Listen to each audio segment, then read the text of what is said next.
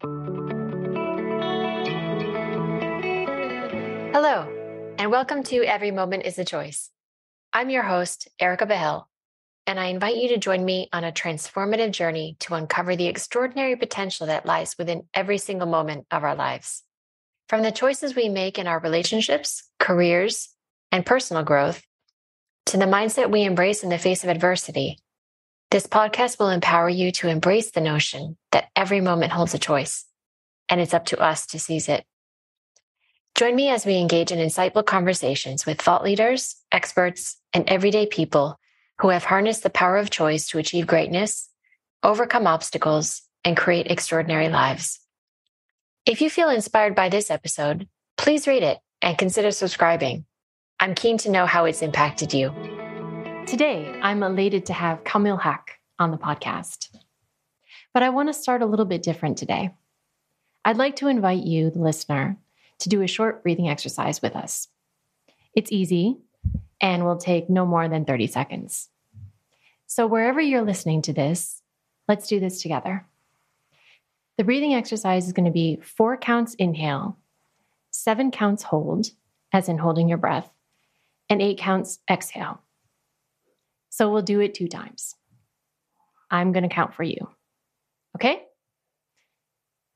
Ready? Inhale, 2, 3, 4. Hold, 2, 3, 4, 5, 6, 7. Exhale, 2, 3, 4, 5, 6, 7, 8. Inhale, 1, 2, 3, 4. Hold, 2, 3, 4, 5, 6, 7. Exhale, 2, 3, 4, 5, 6, 7, 8. What we just did is called 4-7-8 breathing, and it's one of the first things you learn in the Haque Method of acting.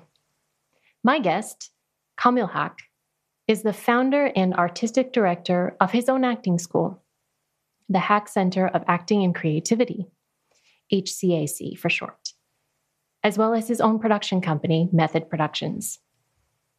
Kamil was born and bred in Singapore, and like many young aspiring actors, he packed up and went to Los Angeles at 22. He started as a student at the Lee Strasberg Theater and Film Institute before going on to become the youngest and first Asian to teach at the institute. This is the same institution, by the way, where actors like Sally Field, Harvey Keitel, Jon Voight, and his daughter honed their craft. Kamil also graduated top of his class at the American Musical and Dramatic Academy and was the first student in its 50-year history to graduate with honors in acting. So Singaporean, by the way.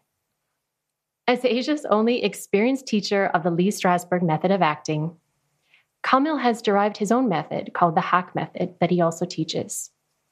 Over 10 years running HCAC, Kamil has coached over 10,000 students, some of whom have gone on to appear in award-winning Hollywood films, stage productions, television shows, and commercials around the world. Most of those students, though, are not full-time professional actors. They are corporate employees with a dream to do improv on the weekends. They are creative double-lifers. They are TEDx speakers. They are startup founders pitching to venture capitalists for the first time.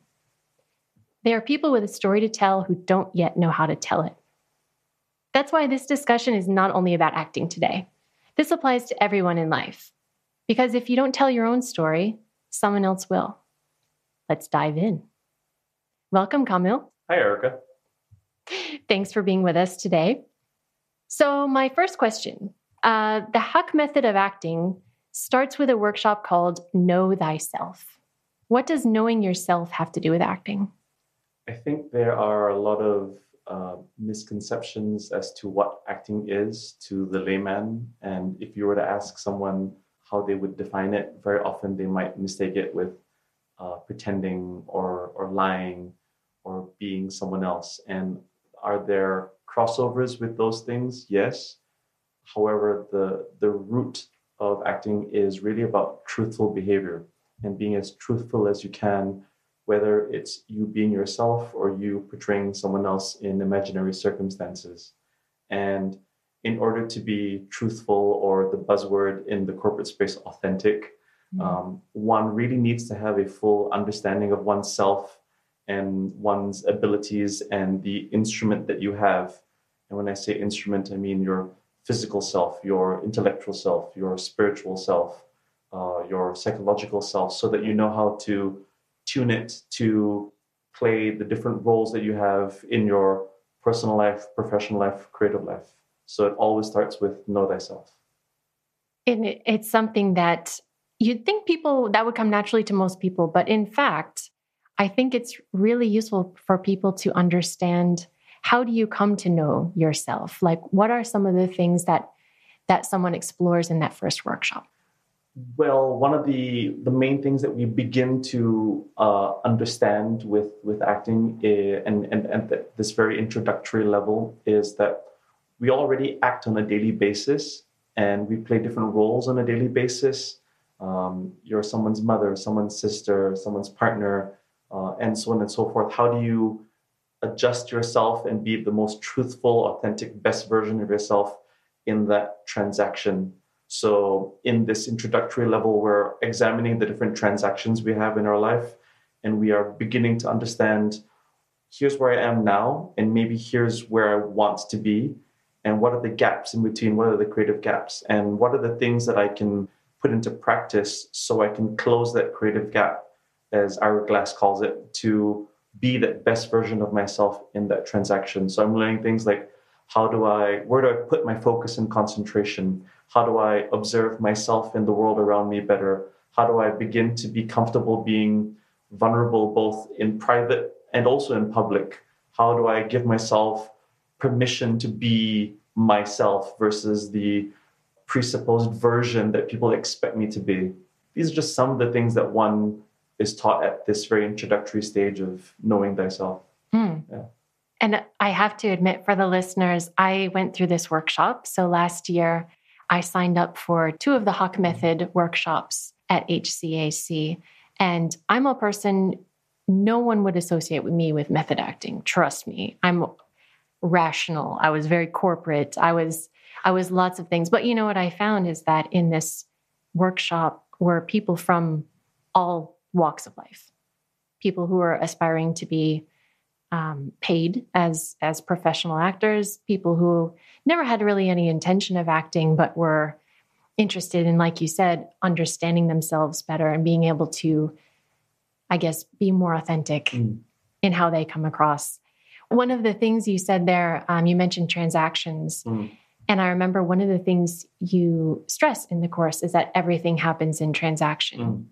Can you explain that a little bit more? Whether we realize it or not, we're constantly transacting with the world around us. And when I say transacting, if I were to boil it down into the different types of transactions that exist, there are at least 4 different types that I can rattle off. One is verbal transactions, like right now I'm talking to you. So that's just a verbal thing. Nonverbal, your viewers can't see it, but I have an Italian habit with my hands. I constantly talk with my hands. And then conscious, I'm consciously explaining to you what transactions are, the concept of transactions. And then there are the most insidious one of them all, which is the unconscious transactions that we make, which are sometimes we call them tics and leakages in the body, areas where we hold tension. I noticed that as soon as I said that, all of a sudden you adjusted your spine just to like, oh my gosh, am I holding my spine upright? Right. And there are things that we do that we may not be aware of that end up unconsciously corrupting or diluting the message or the power of our story. And so how can we begin to be aware of these transactions that we have in our personal life, in our professional life, so that we can begin to minimize where the leakages happen and then maximize that same energy that goes into a leak into the telling or the sharing of the story. Yeah. So it sounds like it's a consciousness of where your energy is, where your presence is, so that you're able to direct that or focus it. Absolutely, because it's all just energy, really. Yeah. We are all energy. Correct. Interesting. So you have a lot of, you've worked with 10,000 students. Why do you think people come to you, apart from the ones who actually want to become professional actors? But it seems like there are people who struggle to tell their stories. They know kind of who they are, but they struggle to tell that story. Do you think they come to you? I certainly came to you. I'm giving myself away as to my motivation for coming to HCAC. But why do you think people struggle to tell their own stories? Why do people struggle to tell their own stories? If I were to boil it down to a couple different factors, I reckon the most frequent one that I see is the lack of permission that one has in one's life. And that could be external permission from the various circles of influence that one might have in one's life, be it one's workplace or family or support system. That's the external permissions. And then also there's the internal permissions, like my story is not good enough. I'm not worthy enough to tell a story. I don't have the ability to tell a story. If I told a story, who on earth would want to listen to my story? There's all sorts of these internal imposter syndrome things that happen. And so it is knowing that when you come to me to work with me, that I'm going to remind you that you've always had this permission. And if you didn't think you had this permission, then I'm going to say, well, if you didn't know you have it, now I'm consciously telling you, you have the space and you have the resources and you definitely have the outright permission to speak your truth to power, whatever that means to you. And this will be a censorship-free space to express whatever it is that you feel you need to get off your chest. I mean, I might ask you, why did you feel that you could tell your story with me? With you? Yeah. I agree that you made a safe space. It wasn't the physical studio, which also felt very cozy and very almost private in a way, where we were with a group of people, as long as we all agreed that we were all going to be vulnerable with each other. There was no one going to barge in and disrupt that. So I felt that it was a kind of sense of safety once you walked in the room. And that was created by you, I think the other students also created that. Am I right? Yeah. Is that Sure. I mean, no right or wrong here, right? I mean, but, so you walked in, you felt, okay, this feels like a safe space. Was that the only reason why you felt, okay, I could tell my story here or explore my story here? I think it was because other people were being vulnerable as well. And once I saw other people doing that, I was able to open up myself. But as you know, when I worked so there was various projects that you work on as a student, and I worked on a monologue that I wrote. And I recall that it was quite an emotional, personal monologue, and I was practicing it. And you might not remember the feedback you gave me, but I think you said something, you're playing it safe.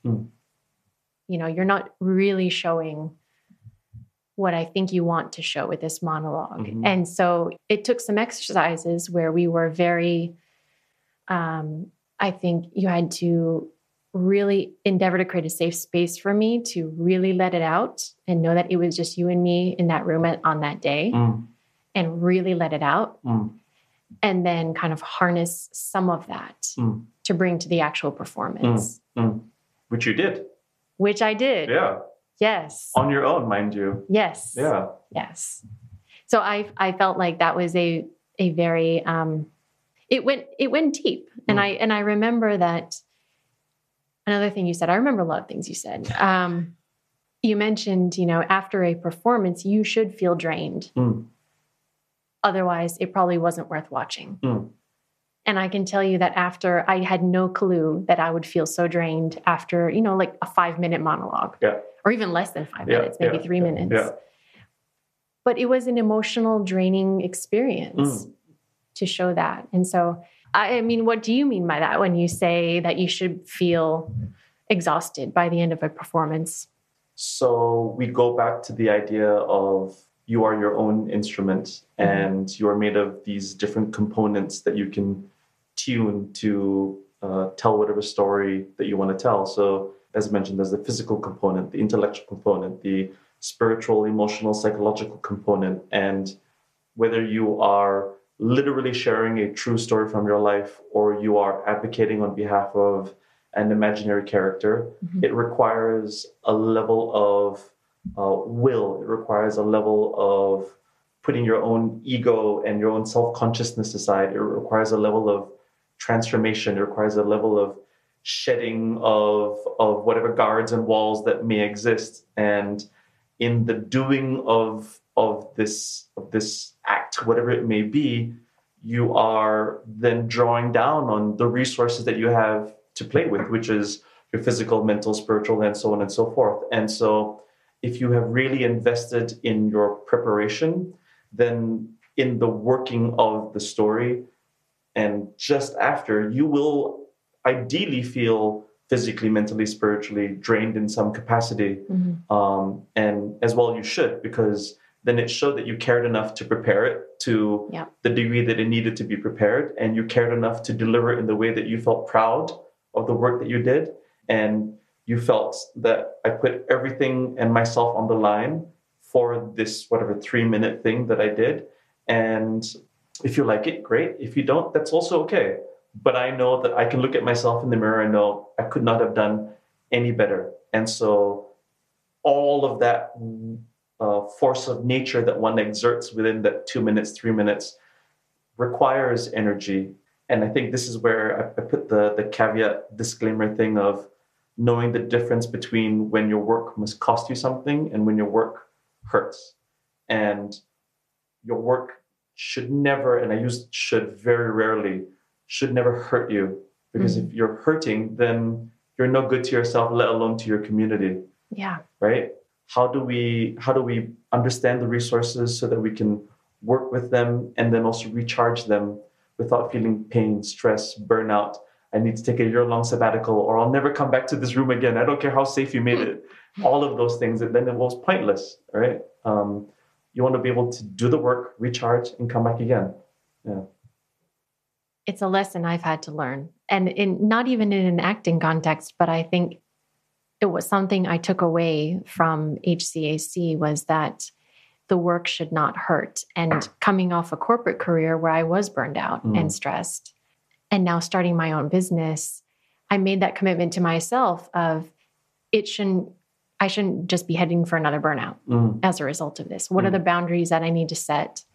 What are the kind of self-care that I need to take care of to ensure that I work hard and I'm proud of what I put out there, but it's not going to drain me to the extent that it's hurting me. Absolutely. So such a critical lesson, I think, for most people to learn. Yeah, even myself. Yeah, absolutely. I'm constantly having to remind myself of how do I maintain really, really active boundaries in my personal life, because when you love what you do, very often it bleeds into your personal life, but it also bleeds into your personal time. And then wait a minute, I thought I was meeting for coffee. How did this end up being a coaching session? That's not what this was meant to be. Yeah. And then that's not looking after yourself. So I've had to learn that over time, the being comfortable with saying, no, I'm not going to meet you today. Yeah. And is that how you've learned it, is just by setting those boundaries around your time, or are there any other techniques that you've learned to kind of maintain your sense of? I've had to learn it the hard way, simply because as strange as this sounds and as inclusive as the performing arts may be, it not till maybe 3 to 5 years ago, I'm going to say around the time of the Me Too movement, actually, for some, I don't know what the correlation is there, did self-care and self-soothing and practicing active boundaries become a more active conversation in the day-to-day.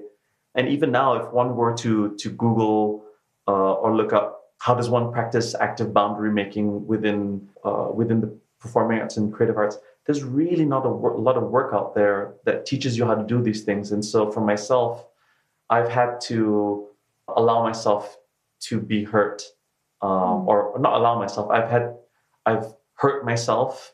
I've had to hurt others. I've had to have my boundaries be crossed many times. I've had to feel pain and stress and burnout enough time to recognize where I needed to draw the line. And even then, sometimes I'm still not that great at it. And I'm fortunate that I have at least one or two, can I say the word bullshit alarms? I don't know if this is like a family-friendly part. So I've got enough bullshit alarms in my life that now tell me, Kamil, you're doing it again. Like, oh, fine. I'll active boundaries. Got it. Yeah. I'm thinking, as you're saying that, I'm thinking back to, because I knew nothing about acting before I started with your school. And when people, just laymen, hear about method acting, they think about like Daniel Day-Lewis or these people who kind of immerse themselves in their roles. And it seems like there's no boundaries there. I mean, the stories you hear, which are maybe rumors, maybe not, of people almost going crazy because they're so immersed in certain roles. I mean, do you think that's something inherent in method acting as well? Or? It's inherent in the misunderstanding and ignorance of it.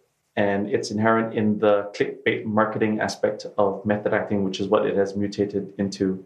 If you were to look at the originators of what is now termed method acting, at no point was it ever extolled that one must hurt oneself, one must be really difficult to work with on set.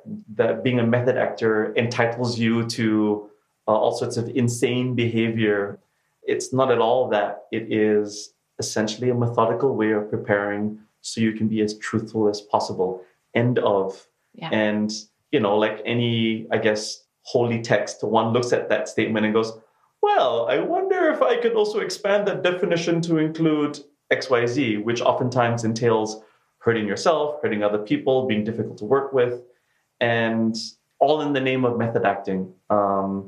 And it's unfortunate that one now might associate the term with insane and unforgivable behavior when really there's so much more to it if you dig below the surface.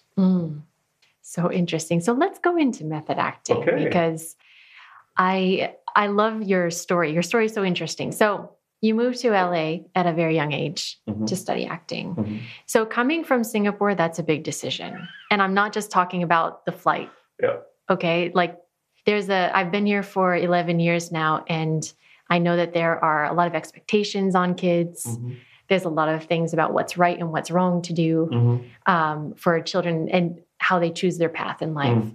So what drove you to actually move to LA at the time? And did you feel supported? What drove me to move to LA? I'll give you the TLDR version of it. Okay. So I got pulled into acting because of Robin Williams and Dead Poets Society. I got pulled into acting because of various mentors in my life. I got pulled into acting because I had nobody at home to look after me as a latchkey kid. I got pulled into acting because I desperately wanted love and attention from people because I wasn't getting it at home. And I found it through acting, but I found myself being a people pleaser and a shapeshifter. But I knew that that's what I wanted to do with acting, that I wanted to entertain and I wanted to hold space for people. And it was only in my, just before I finished my time with the Singapore Armed Forces that I spoke to my very first mentor, and she suggested that I consider training overseas. And she gave me a bunch of schools that I could have considered. And I was so overwhelmed by the options that she gave me and the fact that she also offered me a job to teach at her school at the age of 21 that I had forgotten all of these options. And when I went home to sort of look it up on the interwebs of things, all I could remember was she mentioned a school that sounded a lot like a French football team. So I typed in Strasberg acting ? And then Google said, did you mean Lee Strasberg acting? I was like, well, yes, Google, I meant that. And then I clicked on the website not knowing anything about this man and this methodology. And a lot of his alumni, as you had mentioned, are people that I had greatly admired and respected, along with your Pacinos and your De Niro's and your Marilyn Monroe's and your James Dean's. I was like, oh, I like their films. I like their work. I should probably go there. And because I had been a latchkey kid, but I had also come from some level of socioeconomic privilege, my parents were like, listen, as long as you like what you're doing and you stay out of our hair and you keep yourself gainfully occupied, we'll support whatever crazy business you want to do over there, which is good enough for me. And I'm fully aware that I'm in the very, very small minority of being fully supported from a young age to have consistent feet always dipped into the performing arts. Yeah. Yeah. Interesting. So what about, you said you Googled Strasberg, you found the Lee Strasberg school.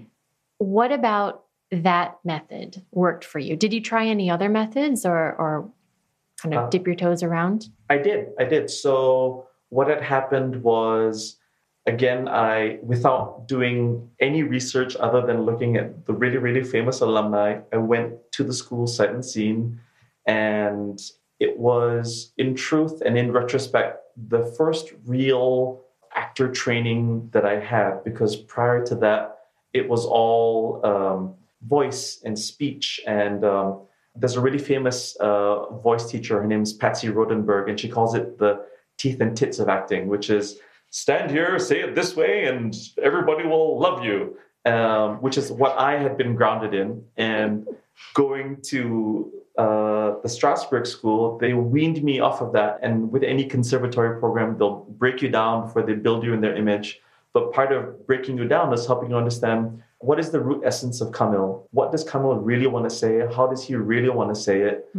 What are the impulses that Kamil has that he can now, with the space that we provide him, follow through with no consequences? And it was the first time that I felt I didn't have to shapeshift. I didn't have to people please. It was the first time that I found, I really just have to please myself and be proud of my own work. It was the first time that I was given tools and skills to examine how to create work that was truthful, that was authentic. It was the first time that I had people who looked like me, because your viewers might not know what I look like, but I don't look nor I guess I don't sound like your average Singaporean. And so in a city where there are other olive-toned folks like me with facial hair who in a post-9/11 America, they go, you look like one of us. All of these factors allowed me to examine who Kamil was, who Kamil is, who Kamil wanted to be, and what sort of work Kamil wanted to put out into the world. That's what they gave me. I think that's so beautiful. And I find it so ironic that you say it was at an acting school where you learned you didn't have to shapeshift anymore. There's a massive irony in that. Yeah. Because everyone would think that's where you learn how to shapeshift. That's so cool. I love that. So what about his method really resonated with you? Why did you kind of embrace the Lee Strasberg method? So while Strasberg formed the main trunk of the techniques that I was exposed to, I had learned other methodologies and I cherry-picked what worked and what didn't work. And I didn't really find enough resonance with other methodologies, because where I felt that I was most connected to Strasberg's work was in the idea of the shedding of stuff, where, again, it's sort of related to the know thyself aspect, where we carry a lot of unnecessary tension, physical, mental, spiritual tension that inhibits us or prevents us from putting work out that is truthful, real, authentic, etc., etc., etc. And his work was predicated on the simple things of, first, can you just shed unnecessary tension? Second, can you, I guess, in the corporate space, we call it being mindful, which is, can I reconnect to my five senses, my creative muscles, right? Can I really be aware of what something sounds like, tastes like, feels like, smells like, sounds like? Can I be aware of how that impacts me? Can I be aware of how I can work with those creative muscles, the sensorial muscles, to form characters, to form stories? It all boiled down to seemingly really, really simple things, which is, can I relax? Can I use my five senses? Which is like, to the average person, it's like, oh, that's acting school? I'm like, oh yeah, buddy, go ahead, you try it. And you realize how much unnecessary tension we carry and how disconnected we are from our own bodies and senses. And that's what really drew me to his work, the shedding of and and the being before the doing. Yeah. Yeah, nice. So you actually broke barriers in Hollywood and specifically in method acting, becoming the first Asian and the youngest student to teach at the Institute. At the time, were you aware of the firsts that you were accomplishing, and did that drive you in a way? I love how when you introduced me in the bio, you're like, oh, that's so Singaporean of you.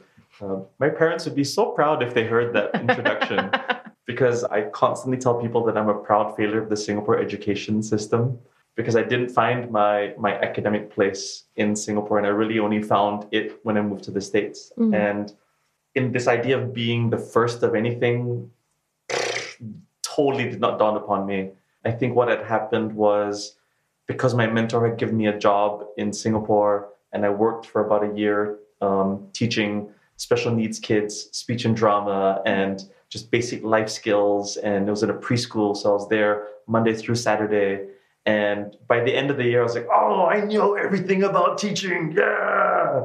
And I arrive in LA and it's January 3rd, 2005. And I'm there for the big tour before school opens 1 week later.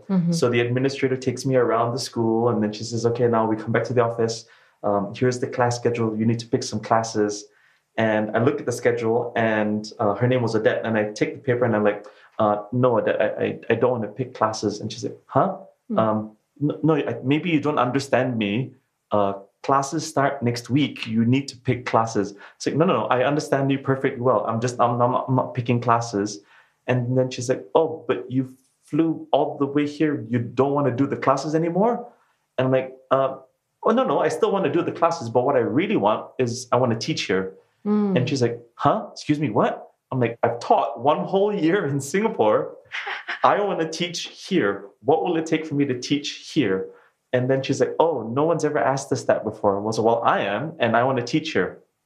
And then we had this whole back and forth thing. And then she basically knew that she was not going to get me out of the office or pick my classes until we had a compromise. And she said, listen, A, I cannot let you teach here. And that's because you don't know what we teach. I'm like, okay, fine, fair enough. But B, this program is really, really, really hard. So if you can even last the 2-year program, then maybe we'll consider letting you teach. Is that good enough for you? So that you can pick some classes and get out of my office? I'm like, well, that's good enough for me.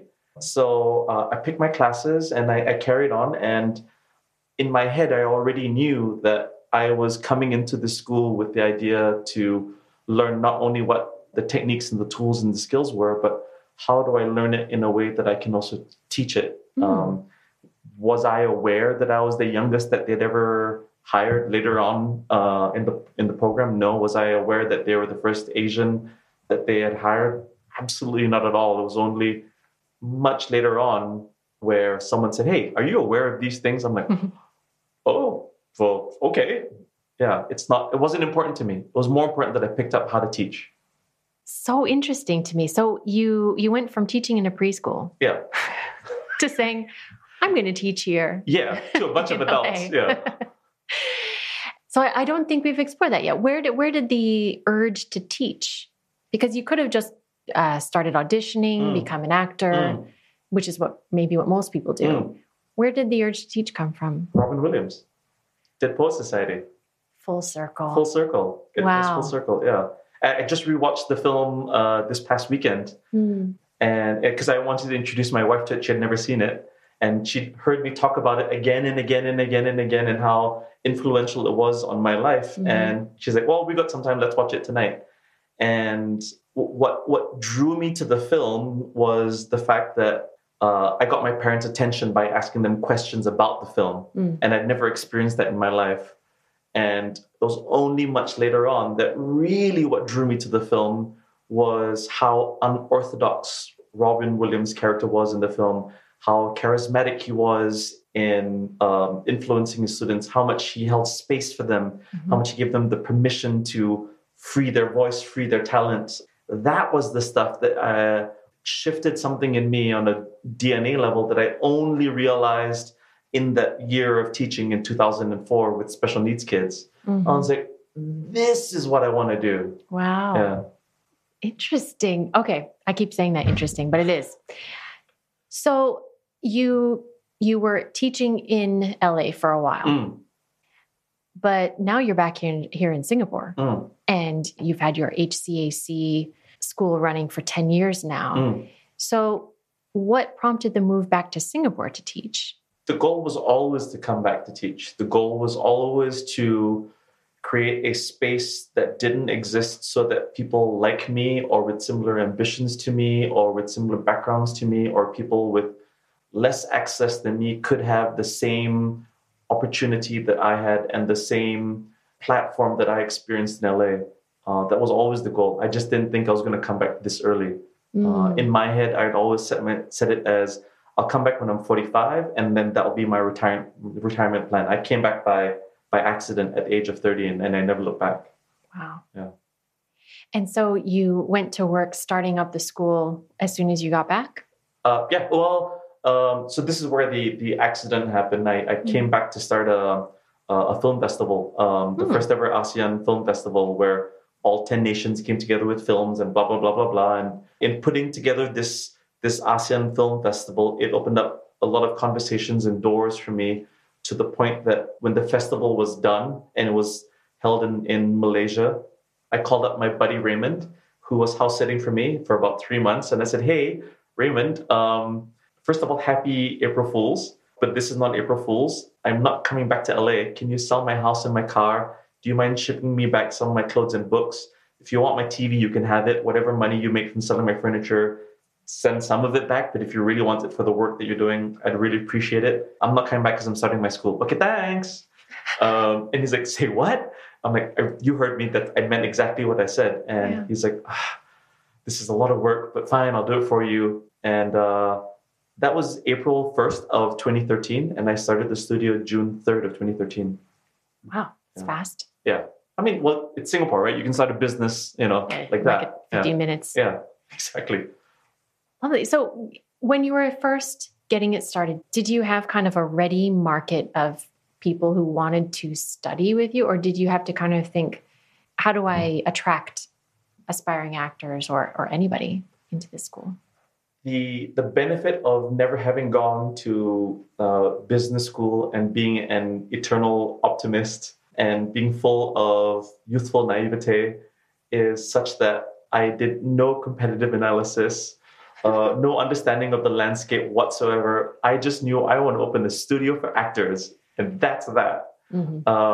And I literally just put word out there on Facebook, and I said, whoever wants to come on down. And within the first 2 batches, I realized, oh, here's a problem.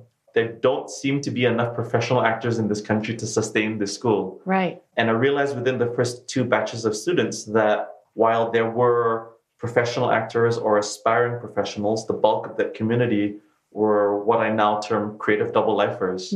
And to your listener who doesn't know what a creative double-lifer is, it's someone who is in a PAP job, meaning parent-approved profession, and it's lawyers, doctors, bankers, something in tech, something in sales, something where everyone knows what you do, you pay taxes, and you're a responsible citizen, but you feel dead on the inside. And so they had come to me with the express desire to pick up these creative skills so they could have a whole second life performing or creating work. Or they came to me with the idea to pick up skills from the creative arts to apply in their personal professional life.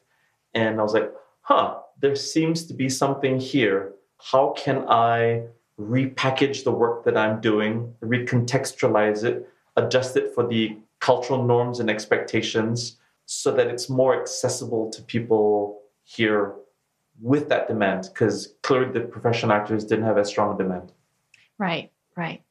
And making it accessible has certainly widened the scope of, who you can talk to and all that. Because I know you work with corporate clients as well as people who actually physically come to your workshops. And when you work with these corporate clients, I mean, what are they looking for? Are they looking for that same creative outlet, or are they looking for like better presentation skills? Or it varies from person to person. Very often when it's the one-on-one C-suite client, they typically are coming to me with some sort of external problem, like, oh, I don't know how to talk to my team, or I'm finding that my pitching skills are not so great, or I'm now thrust in this position of leadership and I don't have the skill sets to do XYZ.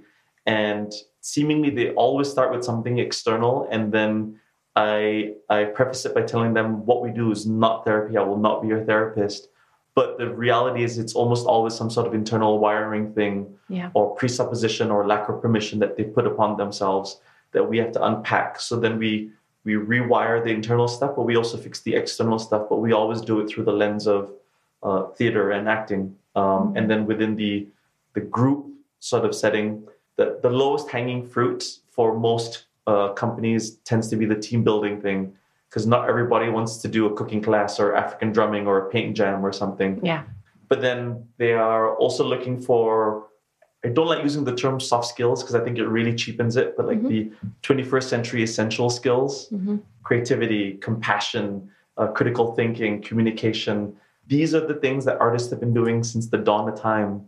And all I do is I examine these skills through the lens of theater with skills and exercises that make it accessible to them and palatable to them, and contextualize it in a way that they go, oh, I thought I was coming to an acting class. Actually, what I'm really coming here for is, well, in a way, life. Yeah. And these skills extend beyond just my 9 to 5. They extend into the very essence of who I am. Yeah. Yeah. It seems like it's something that's applicable to so many different people when they are either looking for some type of creative expression or just wanting to learn to express themselves more authentically to tell their story. So I think it's amazing that you're able to do so much. 10,000 students is a lot, by the way. Oh, thank you. Is it more than any other in Singapore? Must be. Up till now, we're the only one in Singapore. So I guess, yeah. Very cool. So I wanted to ask you one thing, because there's one of all the nuggets that you shared when you talk about method acting and the Haque Method specifically. There was one phrase that I now hold very close, and I think about it a lot, when you said it's a lot about making choices. And you said there are no right or wrong choices, only boring ones. Tell us more about that. Here's what I'm going to do. Is I'm actually curious, since you've been thinking about it a lot, I want to know where you were with that phrase and where you are now with that phrase. I think when I was in the context of that workshop, when I think you reiterated that point, it was me thinking, am I doing this right? Like, I don't really know acting. Does this look okay? Does this come across? How does this come across? And I think in that moment, I was thinking, okay, there is no right and wrong. It's just how the audience perceives what I am putting out there. And so don't make it boring, because people want to see authenticity. They want to see something that's real. But I have no control actually over how they perceive it, because that's the other part of the transaction is you put something out there, the exact same thing. One person is going to respond very positively to, another person will be like, meh, because it just doesn't resonate with them. So in that moment, I was thinking a lot about that. But now further down the line, like a year later, I still think about this quote, because starting my own business, I'm in kind of virgin territory again with my career. And I have to keep reminding myself, am I doing things the right way? Well, maybe it doesn't matter if I'm doing things the right way, but don't be boring. Like, be authentically yourself. If you're describing what your offer is, if you're talking to a potential client, just go all the way there with it. Don't be like, well, I could do this. It might be, just be like, this is what I do. You don't have to feel like an imposter, because I think that's something that I've kind of had a bit of in starting my own business. Am I just, or why are people going to pay me for this? But I think that now that quote still resonates with me for different reasons, not specifically around acting, but around the choices I make in life. Hence why maybe the name of your podcast? Yes. Influenced. One of the influences.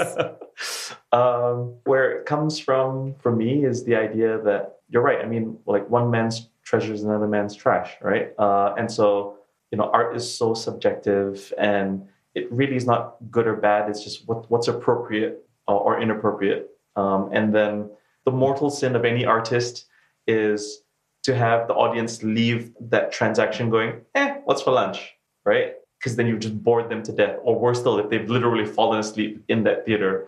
And so even if you do something so unapologetically you and it offends someone, at least they have felt something. Yeah. Right? And so the goal is to ensure that the audience is thinking about something and is feeling about something, and not in a way that is spoon-fed to them. Because I think also, this is a bit of a segue.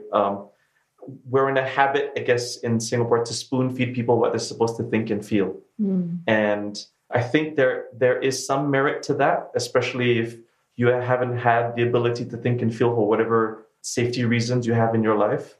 However, there is as much, if not more, merit in saying, what do you really think about this? What do you really feel about this? And it's totally okay that you have these thoughts and feelings. And they're not wrong. They're not bad. They're not boring. They're you.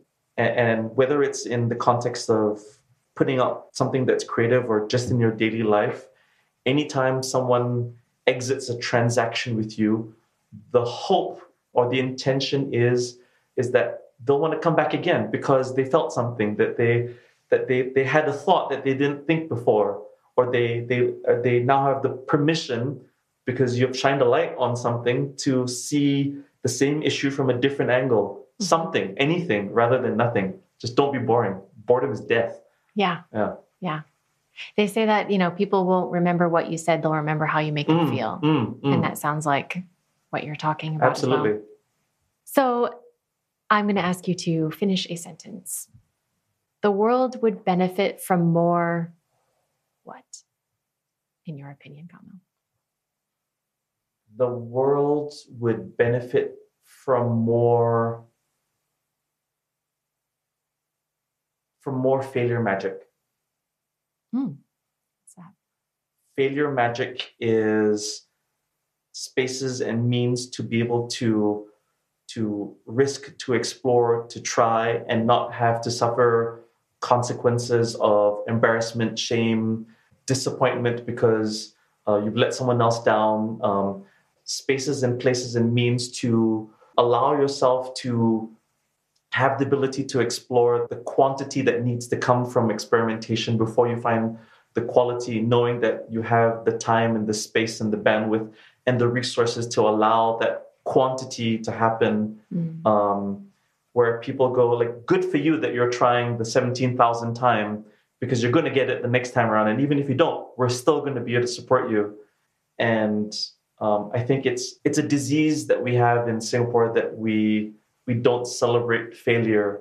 And on the one hand, we pride ourselves on like this first world nation of innovation and blah, blah, blah, blah, blah. But all the platitudes mean nothing if on the ground level, that person doesn't even feel that they can speak their own mind without being punished, or they can't have a thought, or they can't even be their actual identity or gender or whatever it may be without some level of consequence.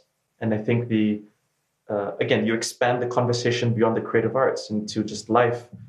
Can we simply allow the magic of failure to happen, knowing that something is going to come out of it if we just have patience? Yeah. It's quite profound. And you're right, it's not exclusive to the creative arts, but it seems like allowing children, adults, people to, like you said, fail, try again, and be supported, not judged. In Singapore, the school system here has always traditionally been around scores and exams and everything, and that's changing. But there are still lots of pressures here. Like I said, I've been here for 11 years now, and I would like to stay, just to clarify for anyone listening. My kids go to local school here, so it is interesting as a parent of children in a Singaporean school, the difference between my education back in the US when I was growing up and the one that's expected of them here. Even though things have changed, I would say it's still quite merit and exam based as well. Yeah, so there's a lot of pressure. Thank you for that. And I will definitely link, to HCAC in the podcast notes for anyone who is interested and in Singapore to actually participate in some of the programs or attend one of the shows. You also direct shows. You have lots of projects going on. Is there anything coming up that you have planned and you want to talk a little bit about? Sure. Yeah. I am in the middle of planning my first TEDx talk, which will happen in September. Lovely. And my goal is to be able to share more about my love for preparation and the importance of preparation and the moment before. What are we doing in the moment before, and the power and the potential of the moment before to determine what the moment is. That's something that's coming up. And shows and workshops. My goal by the end of this year is to actually be back on stage. I will be in a one-man show at the end of the year. Lovely. Fantastic. The question I always like to ask my guests at the very end is, what would you like to be remembered for?